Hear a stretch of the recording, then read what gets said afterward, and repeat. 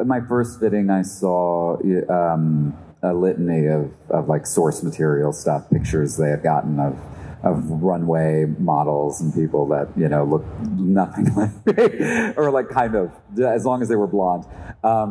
And so they had an idea of like, well, these are textures and things that we want to play with kind of moving forward.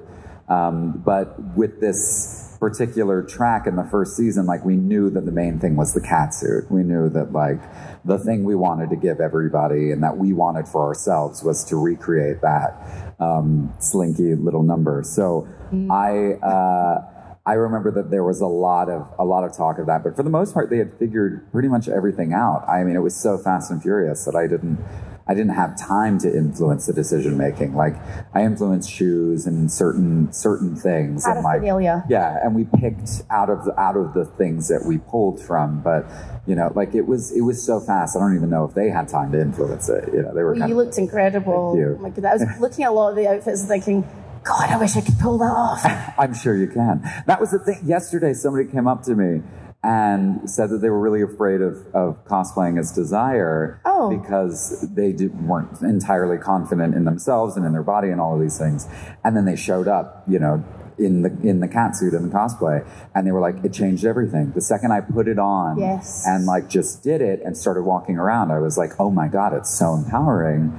And that's the thing, that anytime somebody like says something similar to that about the costuming in the show, I'm like, it should be for everyone. And I think it was intentionally designed so that people could replicate these clothes, that people could, you know, easily access stuff that looks similar to what the Endless wear, because the idea is that, you know, everyone should be represented in these stories. I mean, it's the story of stories. It's the story of, you know, humanity as a whole, so everyone should be a part of it, and that's the cool thing about the Endless in particular, because we can appear like any one of you in the audience, so you all can dress up as, you know, Dream or Desire or Death, and it makes sense. It's canon. I mean, there's something kind of extraordinary when you wear a costume for the first time. Like you I don't know, when you start to prepare a role, you think about things so much, and sometimes being in your head is unhelpful, and when you can touch something, when you can feel something on your skin, like,